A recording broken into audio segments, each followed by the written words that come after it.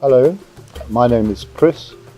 I work with Central African Wilderness Safaris. We've been in Malawi running a safari business for 30 years.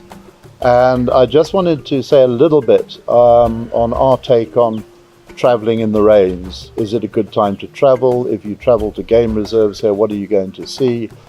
And basically, why should you travel? Now, I think there's often a perception in our business that you shouldn't travel in the rains, that the game viewing is not as good, accessibility can be an issue.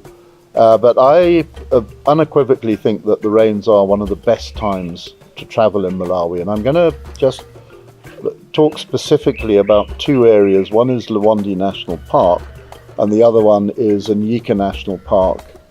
And the camps that we run there are Mvu Camp and Lodge in Liwonde, and Liwonde Camp and Lodge on Nyika. Now, I think anyone who's in Malawi is pretty happy when the first rains come. Clearly they're a time of renewal. The dust and the smoke disappears from the atmosphere. Suddenly you can see for miles. And obviously in the two areas I'm going to talk about, the speed and the degree of renewal is really quite phenomenal.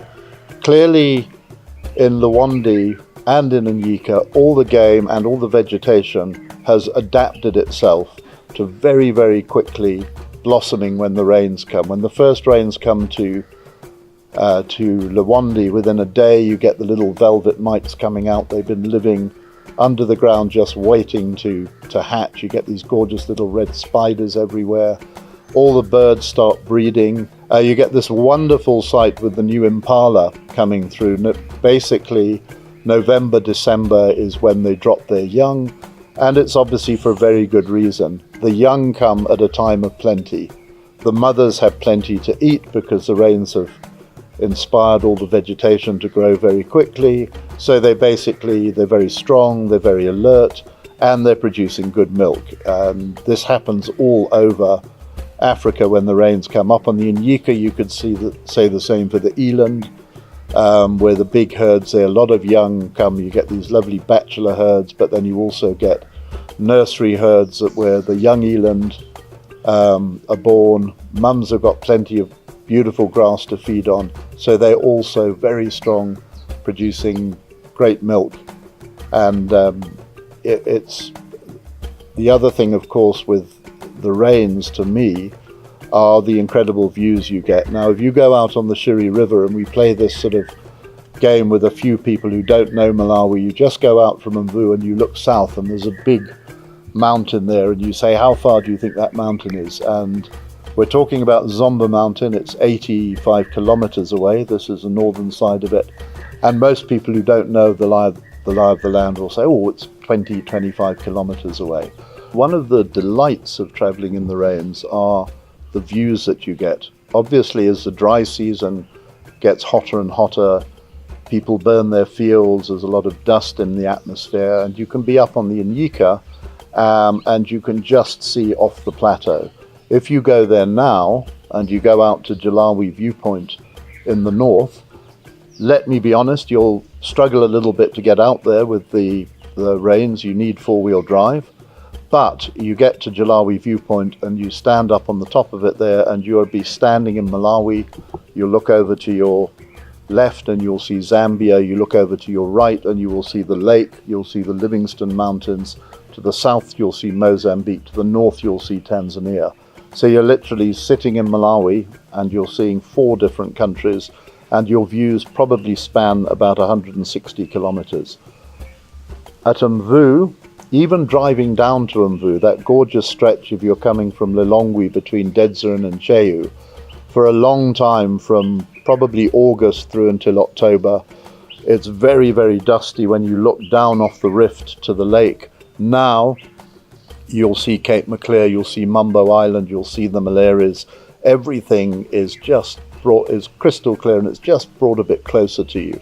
So clearly your photographic opportunities, if you're a keen photographer, are just magnificent at this time of year. Of course, the sun does need to shine, which in the last couple of weeks it hasn't been doing much.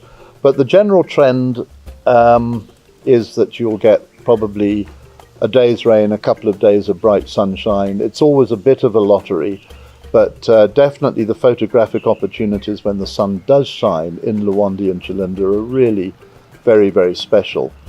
Now, I mentioned a bit about what game will you see, and I'm just going to separate Liwonde and Nyika because they're actually very different. With Nyika, the rains actually concentrate the game. In certain dry areas, the rains come and the game goes walkabout. They're no longer concentrated around water sources. There's plenty of food for them everywhere. So generally speaking, they will move around and the herds will fragment. The opposite happens at Nyika because the grassland around Chilinde is by far the most fertile and productive in the park, and you actually get a concentration of game coming in. So what would have been 5 groups of 40 eland in September, October are now becoming one big group of 200. They get together, and what brings them together is the fact that they're all trying to find the best grass. It's obviously warm, so they're not sort of hiding at night in the forests. So you find that Chilinde really does reward the effort of getting there. Now, the roads are bad on the way up and they can vary from day to day. One of the challenges we always have is telling people accurately what might happen, because we want you to visit, we don't want to scare you off.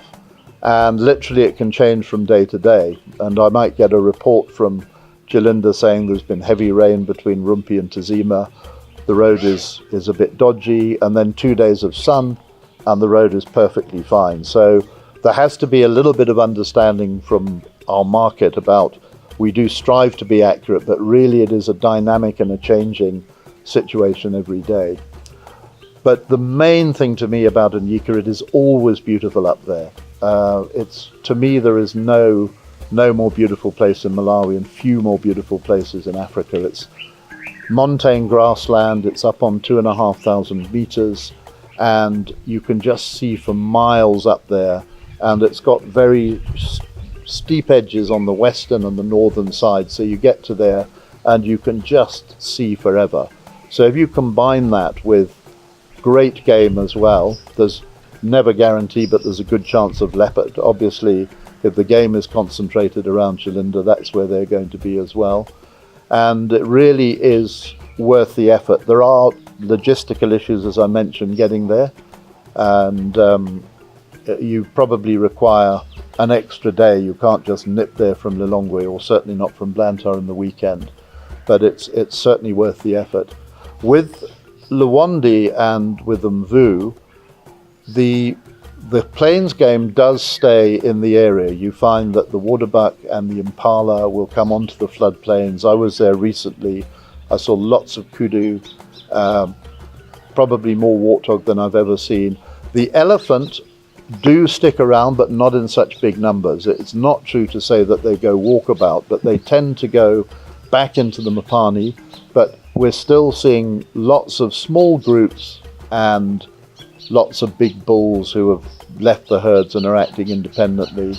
And what's going to happen, we hope, in February is that these certain sweet reed grasses come back along the banks of the river, and briefly in February we should get good elephant viewing as the herds do come back. And they're obviously not coming back for the water, but they're coming back for the food.